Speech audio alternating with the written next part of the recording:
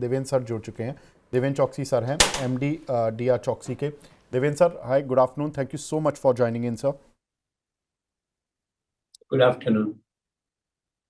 Devendra sir, आज STT की खबर को सुन के शॉक लगा या कोई ऐसी खबर सुन के अच्छा भी लगा जिसको लेकर आप पॉजिटिव भी हैं इस बजट को लेकर?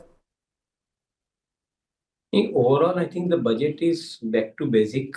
यहाँ पे ग्रोथ का एजम्पशन 10% का रखा है and according to me it is very fundamental. बराबर है कि इकोनॉमी का अंदर ग्रोथ बनना जरूरी बनता है। दूसरी तरफ I think budget is back to balancing. जो कोविड के टाइम के अंदर आपकी फिजिकल डेफिसिट का ऊपर गया था अंक, वो आप अभी 4.3% के अंदर लाके आ रहे हो and ultimately having a direction to go down to 3.5%। तो मेरे ख्याल से आई थिंक उसके लिए जो मेजर्स रखे गए वो काफी हद तक कन्विंसिंग मेजर्स है। अगर आपका डेट टू जीडीपी रेशियो जो आज की तारीख में 56% है, वो आप 2030-32 तक आई थिंक घटा के उसको you are bringing it down to 50%। So which means कि we are signalling to the outside world कि in this country we are bringing the growth with a very disciplined financials. We are not expanding the balance sheet, हम date नहीं बढ़ा रहे हैं और उसके साथ में बैलेंस शीट एक्सपांड नहीं करे कंट्री की। On the contrary I think we are bringing this growth at a very discipline financials. फिर इसका सीधा मीनिंग ये होता है कि देश के अंदर आई थिंक नई कैपिटल आनी शुरू हो जाएगी, बिकॉज ग्लोबल इन्वेस्टर जो देखते हैं कि गवर्नमेंट फाइनेंशियल डिसिप्लिन के साथ में चल रही है, तो उनको अपनी कैपिटल के ऊपर रिस्क नहीं लगता है। So they will bring new capital into the country and that is again I think giving you an opportunity to bring faster money into the country for the growth purpose. तो मैं ऐसा समझता हूँ कि government ने जो cycle जो अच्छी तरह से अपने बेसिक को संभाल के बैलेंसिंग की है, उसके साथ में उनकी जो साइकिल चल रही है वो साइकिल अच्छी तरह से चल रही है, ऐसा मैं मानता हूँ। आपने जो एसटीटी का मुद्दा लिया है, तो मैं ऐसा मानता हूँ कि एसटीटी का मुद्दा बहुत अप्रोप्रिएट है। अगर आपने एसटीटी के रेट बढ़ा दिए है, 150% increase in the STT of futures and 50% increasing in the cost of options, I think बहुत सही किया है काम। क्योंकि आप अंडरलाइंग इक्विटी मार्केट की जगह पे डेरिवेटिव मार्केट से पूरे इकोनॉमी को चलाना चाहोगे, तो I think this is going to be a dangerous proposition. India का इक्विटी मार्केट के सामने डेरिवेटिव मार्केट का जो टर्नओवर है वो करीबन 40 टाइम्स है।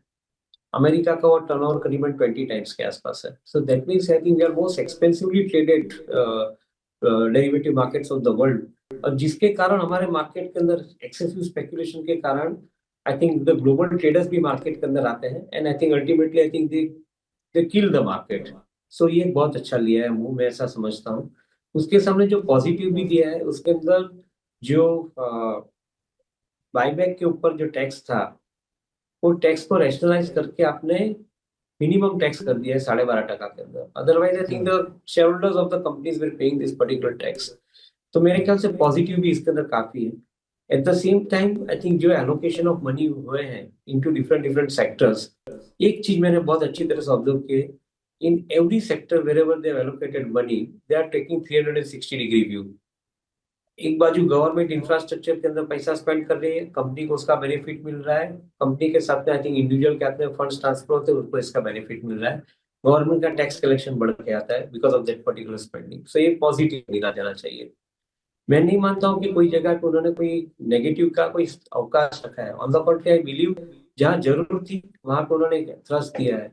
डेटा सेंटर का कारोबार, अगर डेटा सेंटर के अंदर ग्लोबली 2030 तक 245 गीगावाट्स की कैपेसिटी बिल्ड होने जा रही है, अभी कैपेसिटी 45 गीगावाट की है। सो 5 time increase in the data centre हो रहा है। आपने 22 साल तक का आपने टैक्स एग्जेम्पशन का रोड सेट कर दिया, तो ग्लोबल कंपनीज के लिए आई think is a very big incentive. They will set up the data centre और साथ में उनको सपोज 22 साल के पहले निकलना है कंट्री में से बाहर, तो उसको 15% टैक्स लगेगा, वो भी पहले से ही रोड मैप क्लियर कर दिया। So which means that I think the companies which you want to bring money in creating the data centre, उनके लिए भी आई थिंक आपने एक बहुत अच्छी तरह से रोड मैप सेट किया है। तो मैं ऐसा समझता हूँ कि आई थिंक गवर्नमेंट ने बहुत अच्छी तरह से बैलेंसिंग एक्ट किया है एंड आई थिंक बेसिक को कॉम्प्रोमाइज किए बिना ना किया है। So I would probably be very happy. It will take time to stabilize every aspect of it, but good part is 12.20 lakh crore is I think basically being spent on infrastructure as against 11.1 lakh crore. So almost 10% का एक increase हुआ है।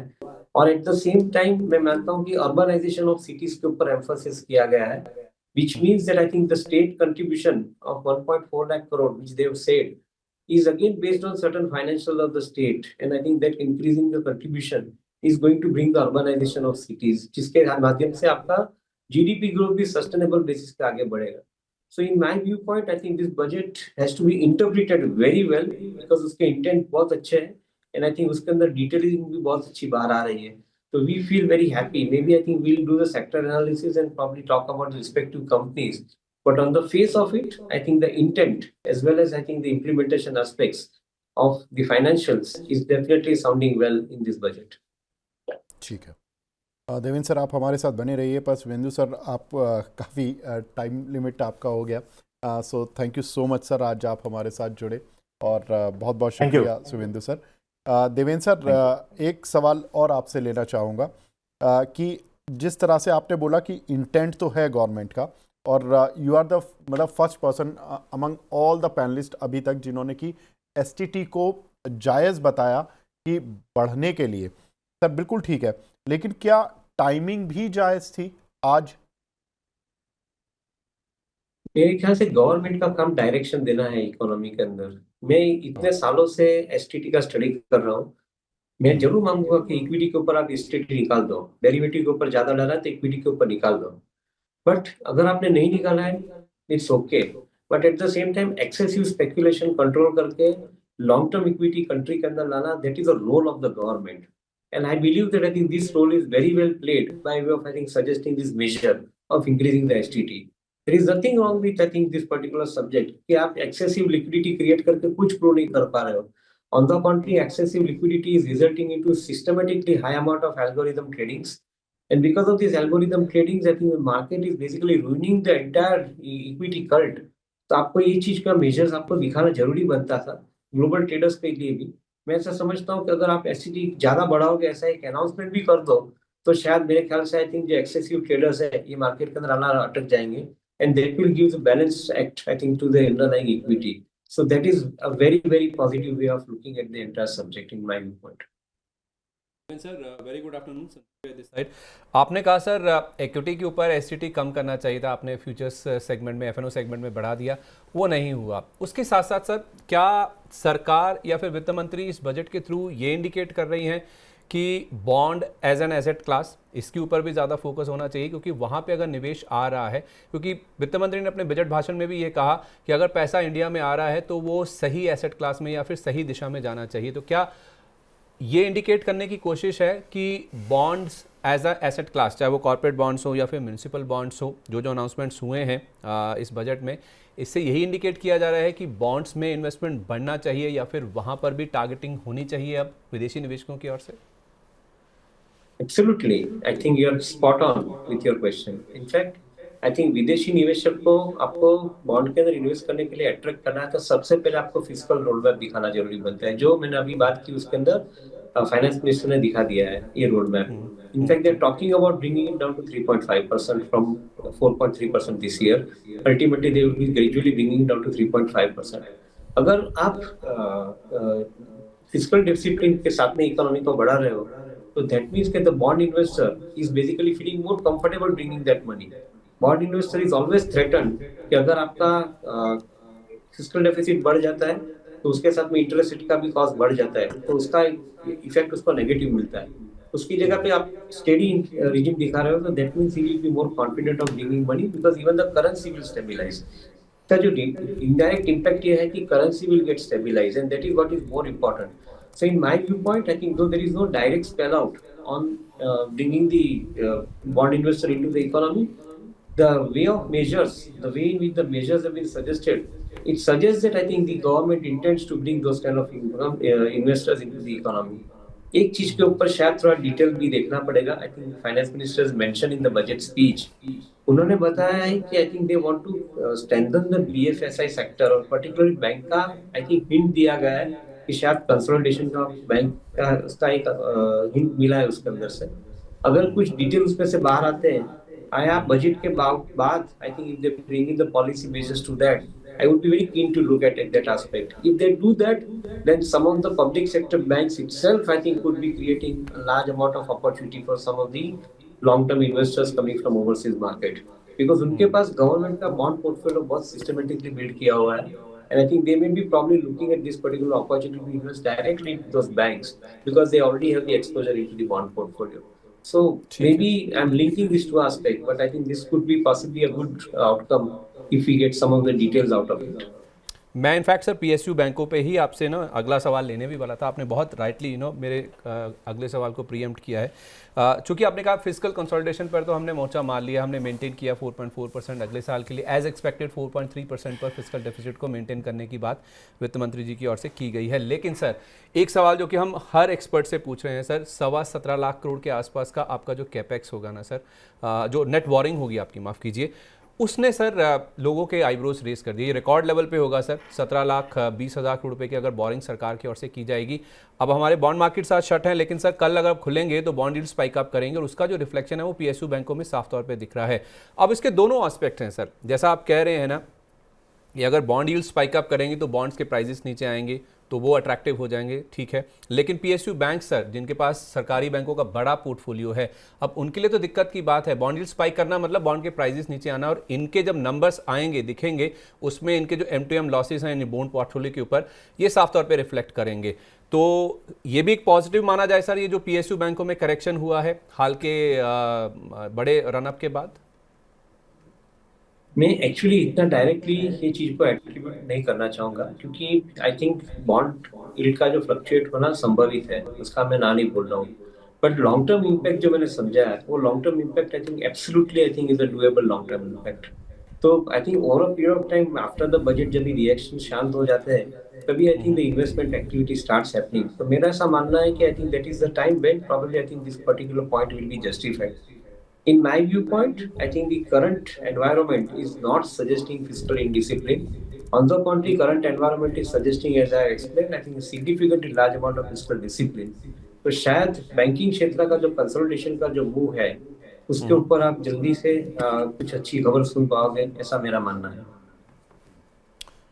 Devendra sir, disinvestment target ये अब 80,000 करोड़ रुपए for FY27 fix किया गया, which was 33,000 earlier. Sir ये BCCL का जो IPO है, इसको जो ओवरवेलमिंग रिस्पॉन्स मिला, ये सरकार को शायद इस वजह से इन्होंने डिसइन्वेस्टमेंट को लेकर कुछ पॉजिटिविटी आई है, या इनको मार्केट सेंटीमेंट अच्छा होता हुआ दिख रहा है फॉर FY27, इसलिए उन्होंने शायद इन एंटीसिपेशन डिसइन्वेस्टमेंट का टारगेट बढ़ा दिया. नहीं, आई थिंक मेरा ऐसा मानना है कि आई थिंक एक दूसरे फिगर के ऊपर आप थोड़ा ध्यान दें. They have also talked about monetizing or recycling CPSE's real estate. Ji. Okay, so CPSE's real estate जो recycling करने की जो प्रस्तावना रखी गई है, उसके अंदर इसका indirect meaning ये होता है कि I think these real estates are getting transferred to REITs. And because of they are getting transferred to REITs, I think that is a collection of money which probably is included in this 80,000 crores of rupees.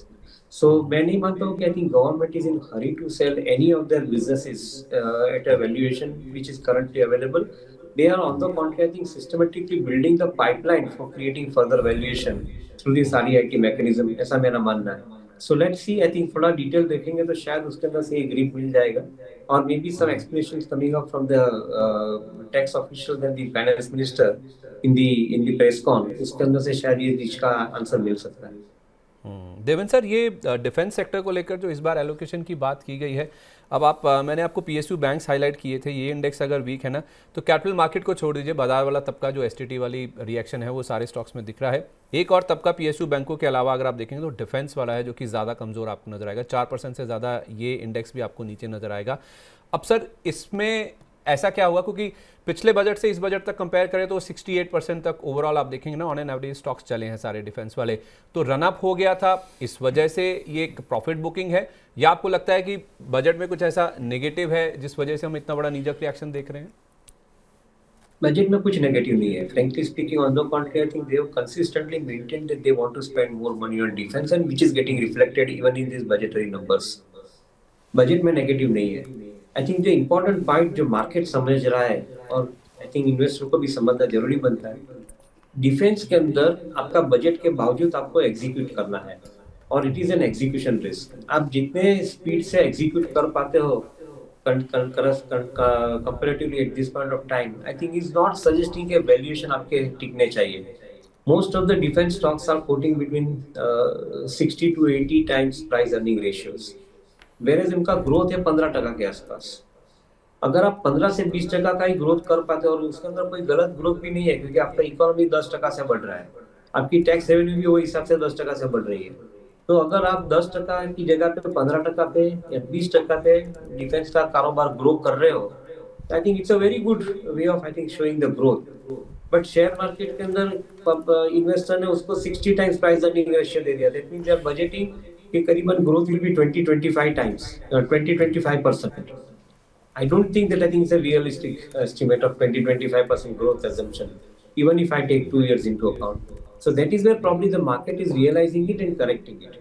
Budget के पहले जो दाम बढ़े थे उसको naturally correct होना जरूरी बनता है. तो that is why also this particular पैसे are getting corrected. It's a typical adjustment period. I am extremely bullish about the prospect for defence stocks but at a price.